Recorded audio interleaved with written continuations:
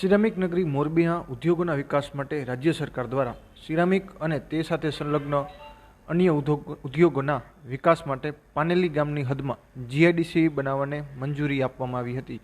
જિલ્લા કલેક્ટર દ્વારા સરકાર દ્વારા ફાળવેલી જગ્યાને જીઆઈડીસી બનાવવા માટે સોંપી હતી। હાલ આ જમીનને સમતળ કરવાની કામગીરી ચાલતી હોય અને તેના માટે કોન્ટ્રાક્ટર દ્વારા મોટા પાયે બ્લાસ્ટિંગ કરી જમીનમાંથી પથ્થરો દૂર કરવામાં આવી રહ્યા છે। ત્યારે આ કામગીરીને લઈ પાનેલી અને જાંબુડિયા ગામના ખેડૂતોની તેમજ ગ્રામજનોની હાલત દયનીય બની છે। અવારનવાર થતા મોટા બ્લાસ્ટિંગના કારણે તેઓના મકાનની દિવાલો નબળી પડવા લાગી હોવાની ગ્રામજનો દ્વારા ફરિયાદ કરવામાં આવી રહી છે। તો ખેડૂતો પણ બ્લાસ્ટિંગના કારણે તેમના ખેતરોમાં જઈ શકતા ન હોવાનું દાવો કરી રહ્યા છે।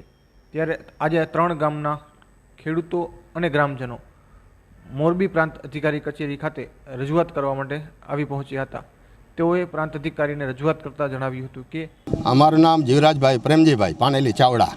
અમારે વાડીએ મકાન બનાવ્યા, એમાં તાળા થઈ જાય, અવાજ કર્યા છે ભડાકા, એટલે અમને પાણા અહીંયા લાગે બરાબર। એટલે અમારે એમ કહેવાનું થાય કે ભડાકા બંધ કરાવો અને પાણા અહીં દૂર કરાવો, એટલે અમને લાગે નહીં, છોકરાઓ બાળીઓને અમને લાગે તો એ અમે કહેવા જાય તો એ માણસો અમને હમા થઈ જાય અને ગરવા નથી દેતા। ભડાકા થાય એને તો 15 દી થયા, ભાઈ ભડાકા બંધ કરાવી દો અમને। આજ અમારી એટલી જ વિઘ્ની છે કે આજની તારીખમાં તમે ભડાકા બંધ કરાવો એટલે અમને લાગે નહીં અને બોરે ખોટા થાય અને બીજા કાળમાં કે પાણા આવે એટલે અમારા બાયડી છોકરા નજીક હોય ને લાગી જાય તો શું કરવાનું, એની જવાબદારીને ધણી કોણ છે? હું મોરબી તાલુકાના પાનેલી ગામના ગૌતમભાઈ કરમસિંહભાઈ હડિયલ। આજરોજ અમે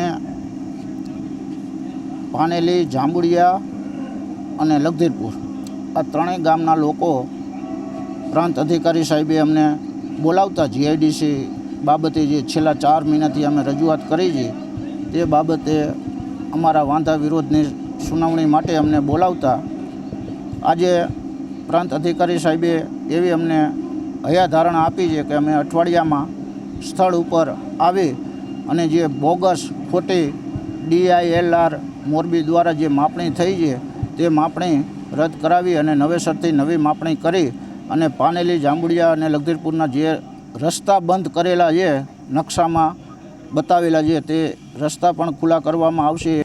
પાનેલી અને જાંબુડિયાના ગ્રામજનો વતી આજરોજ ગ્રામજનો હાજર રહેલા। જીઆઈડીસી જે નવી ત્યાં સ્થાપવામાં આવનાર છે એ અંતર્ગત એ લોકો તરફથી જે રજૂઆત હતી, અલગ અલગ એમના પ્રશ્નો છે, એ પ્રશ્નોના જે એમની સામે સાંભળ્યા છે, અધિકારીઓ પણ હાજર હતા અને એના અન્વયે ગામની અંદર જે સંબંધિત વિભાગો છે એમના સંબંધિત અધિકારીઓ દ્વારા એક સ્થળ મુલાકાત લેવામાં આવશે અને સ્થળ મુલાકાત લીધા પછી એનો સંયુક્ત અહેવાલ માપણી શીટ સાથે રજૂ થશે, જેના અન્વયે એમની જે રજૂઆત છે અન્વયે અમે નિયમ અનુસારની કાર્યવાહી આગળ હાથ ધરશું। બ્લાસ્ટિંગનો પ્રશ્ન પણ એમના દ્વારા રજૂ થયેલો છે।